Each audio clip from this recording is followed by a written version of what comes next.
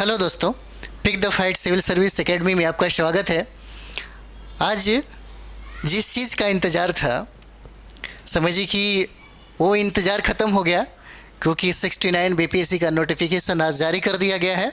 69 BPSC का notification अगर आप देखें तो ये देखिए 69 है संयुक्त प्रारंभिक प्रतियोगिता परीक्षा का। और इसमें ये कहें तो इसमें बहुत सारे पोस्ट दिए गए हैं, और बीपीएससी के लिए स्पेशली अगर देखा जाए तो ज़्यादा पोस्ट नहीं है, 275 ही पोस्ट 235 पोस्ट दिए गए हैं, जिसमें 73 ही महिलाओं के लिए आरक्षित है। उसके बाद से अगर देखा जाए तो सीडीपीओ का भी वैकेंसी दिया हुआ है यहाँ पे, बाल विकास परियोजना पदाधिकारी और समाज कल्याण विभाग के लिए है। और इसमें इसको 10 पोस्ट दिए गए हैं, जिसे मात्र केवल एक ही है, वो भी महिलाओं के लिए है। उसके बाद दूसरा पोस्ट दिखा है वित्तीय प्रशासनिक पदाधिकारी एवं समकक्ष वित्त विभाग का है। इसमें भी अगर आप देख सकते हैं तो 100 है, 100 में 28 केवल महिलाओं के लिए है। उसके बाद यहाँ पे बात करें पुलिस उपाधीक्षक गृह विभाग आरक्षित जो शाखा है उसके लिए भी है। आपको यहाँ पे देखिए तो 111 सीट है यहाँ पे, और इसमें है 29 जो सीटें हैं वो महिलाओं के लिए आरक्षित है। तो ये आपका 69 का जो वैकेंसी है वो आपको दे दिया गया है, और इसका हम डेट बताते हैं कब से कब इसका फॉर्म अप्लाई होने वाला है। और आगे देखिए इसके बारे में, देखिए 69 के लिए मान्यता विश्वविद्यालय स्नातक या समकक्ष परीक्षा के उत्तीर्ण होना चाहिए। यानी कि जो 4 पोस्ट दिए गए हैं, चारों का अलग अलग अपना मानदंड है। जैसे यहाँ पे देख सकते हैं, अगर 69 के लिए है तो किसी भी यानी कि विश्वविद्यालय से आपको स्नातक होना जरूरी है। उसके बाद बाल विकास परियोजना पदाधिकारी की बात करें तो अगर किसी मान्यता विश्वविद्यालय से स्नातक डिग्री वैकल्पिक विषय जो है, आप गृह विज्ञान डाल सकते हैं, मनोविज्ञान डाल सकते हैं, समाजशास्त्र डाल सकते हैं, और एलएसडब्ल्यू है इसको ले सकते हैं। बस ये 4 जो सब्जेक्ट दिया गया है इतना ही है। उसके बाद अगर बात करें वित्तीय प्रशासनिक पदाधिकारी एवं समकक्ष में, ये तीसरा है आपका इसमें किसी मान्यता प्राप्त विश्वविद्यालय या उससे संबद्ध संस्थान से वाणिज्य होना चाहिए, अर्थशास्त्र होना चाहिए, गणित होना चाहिए, सांख्यिकी में किसी भी एक विषय में स्नातक का डिग्री होना अनिवार्य है। तभी आप ये तीसरा जो क्रम संख्या जो तीसरा पोस्ट है उसको डाल सकते हैं। उसके बाद ये चौथा देखते हैं पुलिस उपाधीक्षक का। इसमें आप इलेक्ट्रॉनिक्स संचार इंजीनियरिंग, उसके बाद देख सकते हैं कि इलेक्ट्रॉनिक्स एवं टेलीकम्युनिकेशन इंजीनियरिंग, या सूचना प्रौद्योगिकी देख सकते हैं इलेक्ट्रॉनिक्स इंजीनियरिंग, या इंस्ट्रूमेंटेशन इंजीनियरिंग एवं संचार इंजीनियरिंग, जिसमें इलेक्ट्रॉनिक संचार की विशेषज्ञता प्राप्त हो।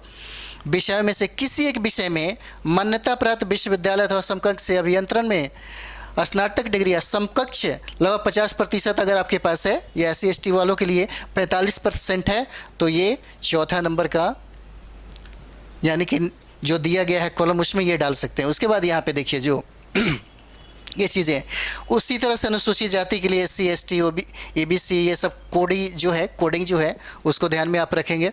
उसके बाद जो सबसे इम्पोर्टेंट जो है उसके बारे में हम लोग बात करते हैं। यहाँ पे देखते हैं कि जैसे प्रारंभिक परीक्षा जिस तरह से होगा, जिस तरह से लिया गया है बिल्कुल वही पैटर्न रहेगा, इसमें कोई बदलाव नहीं है।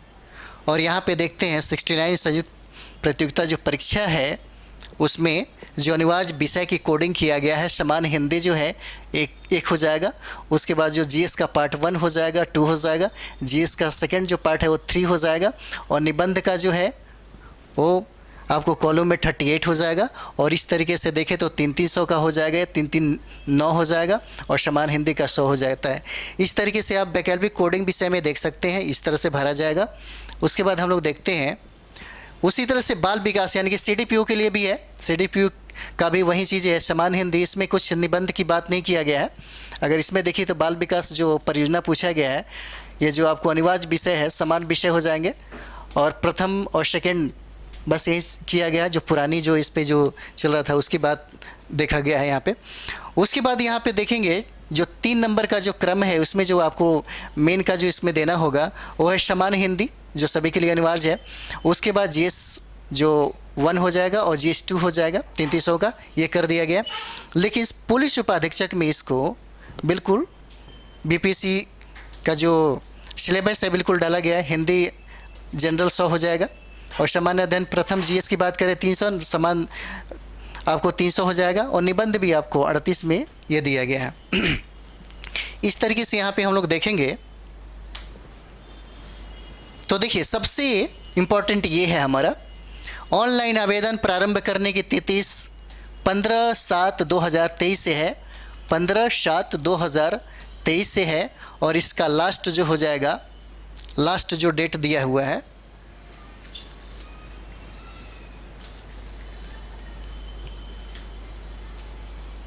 ये 15/8/2023 तक, यानी कि 1 माह का टाइम आपको दिया है फॉर्म अप्लाई करने के लिए। बिल्कुल सेम टू सेम उसी तरह होता है, जितना फीस कैटेगरी आपको देना है उसी तरीके से है।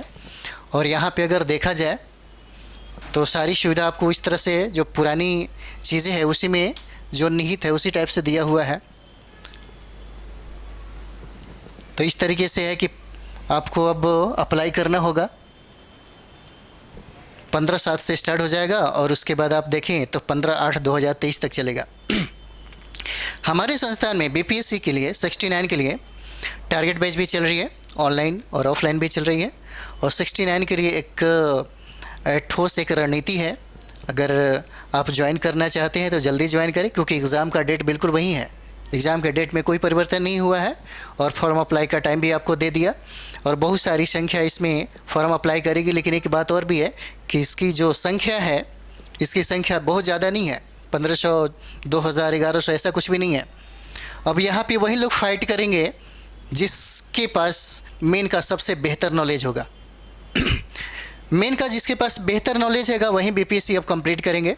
जैसे मानते हैं कि जो लोग यूपीएससी के पैटर्न पे पढ़ाई कर रहे हैं वही लोग कंप्लीट करेंगे बीपीएससी। या सीडीपीओ की बात करें या जितनी भी वैकेंसी दिया गया है खास करके बीपीएससी से संबंधित जो भी है, अब इसका लेवल आपको बहुत ही अच्छा खासा देखने को मिलेगा, क्योंकि अब आपकी पढ़ाई का जो लेवल होना चाहिए वो बेहतर होना चाहिए। और हमारे इंस्टीट्यूट में ऐसी प्रबंध और ऐसी व्यवस्था किया गया है ताकि आपका रिजल्ट हो। और ये टारगेट हमारा बैच स्टार्ट हो गया है, चल रहा है, ऑनलाइन भी है और ऑफलाइन भी है। और यहाँ पे एक सिचुएशन भी है कि हम लोग उसी बच्चों को खास करके एडमिशन लेते हैं जो एक प्रक्रिया यानी कि एक टेस्ट के माध्यम से गुजरता है। उन्हीं का हम लोग ऐसे नहीं कि आप कभी एनसीईआरटी नहीं पढ़े तो हम आपका एडमिशन ले लें, ऐसा नहीं हो सकता, क्योंकि आपको एनसीईआरटी का अध्ययन पहले ऑलरेडी करके आना चाहिए। अगर अध्ययन नहीं है तो अच्छी अकेडमी से हैं तो कोई ज़रूरत नहीं है किसी एनसीईआरटी पढ़ने की। तो इस तरीके से हमारे पास है कि भाई प्लान के अनुसार के रिजल्ट देने की बात हो, क्योंकि पटना से भी रिजल्ट बहुत कम आता है। अगर बात करें तो पटना में बहुत सारा इंस्टीट्यूट है जो रिजल्ट के बाद सब छाप देते हैं कि मेरे यहाँ से इतना इतना इतना रिजल्ट हुआ है। तो सच्चाई ये भी है कि जो बीपीएससी फाइट करते होंगे वो सच में जानते होंगे कि पटना से रियलिस्टिक में कितना रिजल्ट आता है। तो आपके पास दिमाग है, क्योंकि दिमाग का इस्तेमाल करिए। और दिमाग का इस्तेमाल अगर आदमी कम से कम अपने लाइफ में 5 से 10% भी करता है तो दुनिया के किसी भी मुकाम को हासिल कर सकता है, ऐसा साइंस कहता है। तो कम से कम कोई भी इंस्टीट्यूट और कोई भी टीचर को ज्वाइन करने के पहले कम से कम आप देखें, क्योंकि वैकेंसी कितना कम हो गया है और हो सकता है आपका मोहब्बत शायद बीपीएससी से कम होता चला जाए। अगर आप चाहते हैं, आप सीरियस हैं, बहुत ज़्यादा सीरियस हैं और आप चाहते हैं कि आपके लाइफ में बीपीएससी के अलावा, स्पीसीएस के अलावा कुछ नहीं है, तो अब आपको बड़ी ठोस रणनीति के साथ आगे बढ़ना होगा। और इसी के साथ हम आपको अगले वीडियो में आपको मिलेंगे। तब तक के लिए धन्यवाद।